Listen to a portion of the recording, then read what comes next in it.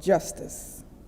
Indeed, the name of the committee that is charged with selecting the lecture for this event is the Social Justice Action Committee.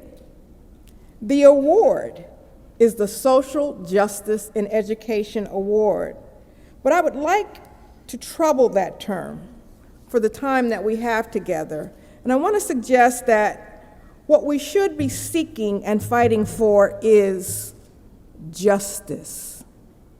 Just justice. The difference is not merely a semantic one, but a fundamental rethinking of our work and our task as human beings.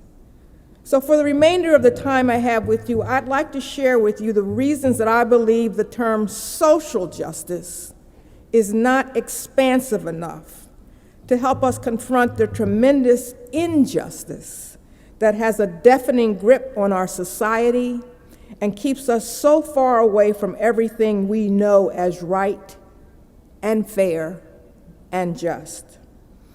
So I fear that social justice has become a kind of buzzword that we use to suggest that we are serious about confronting disparity, racism, sexism, heterosexism, ableism, and other forms of human asymmetry and the lack of equity and equality.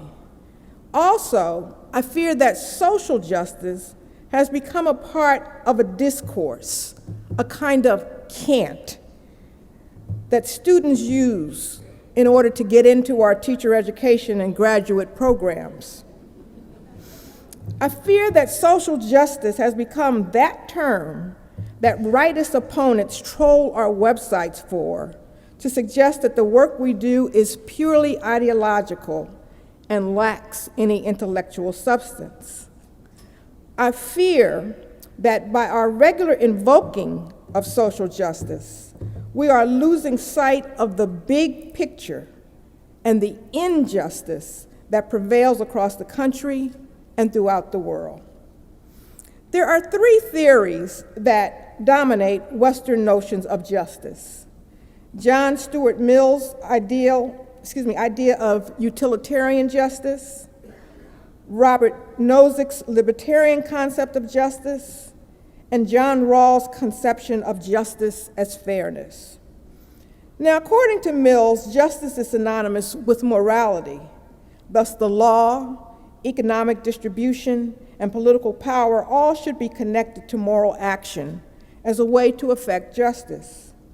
In his work, Utilitarianism, Mills argued that justice is a subset of morality, that injustice involves the violation of the rights of some identifiable individual.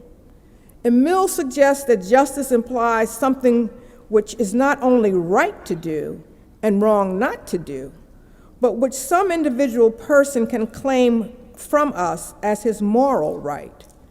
Morality is larger than justice because it's plausible that we can be heroic or act beyond the call of duty to help others, and such acts would not be described as examples of justice.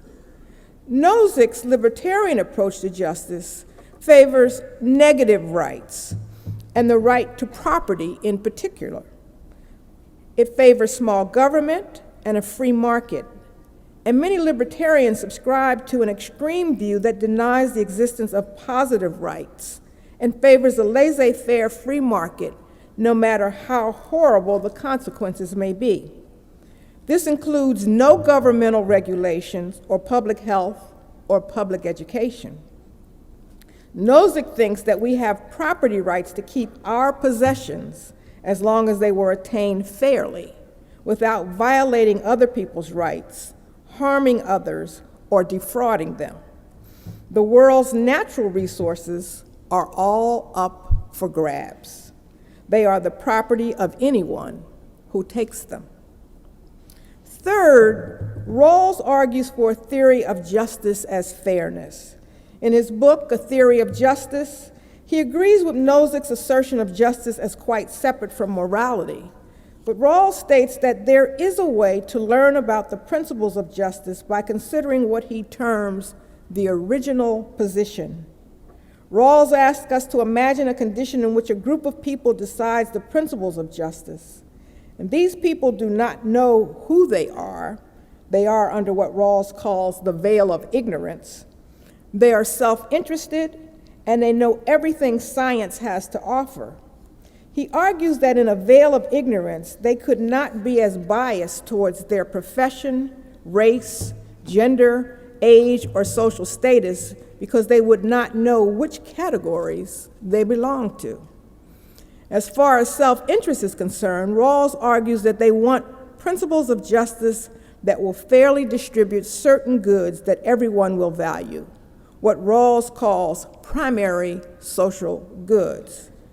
He argues that the people in the original position will discuss which principles of justice are best before voting on them, and the best principles worth having will reach a reflective equilibrium. The most intuitive principles will be favored, and the incompatible, less intuitive principles will have to be rejected in order to maintain coherence. In their recent volume, Dowd and Ben-Simon, Engaging the Race Question, Accountability and Equity in the U.S. Higher Education, the authors discuss three theories of justice: justice as fairness, justice as care, and justice as transformation. Now, as I previously stated with the theories offered by Mills, Nozick, and Rawls, what they have in common are their origins in the Western tradition. In the remainder of this talk, I would like to make two shifts. The first is to introduce a non-Western approach to justice. And the second is to move from justice as theory to justice as praxis. And I'd like to use these shifts to frame the education researcher's course of action as making sense of the past, making use of the present, and making possibilities for the future.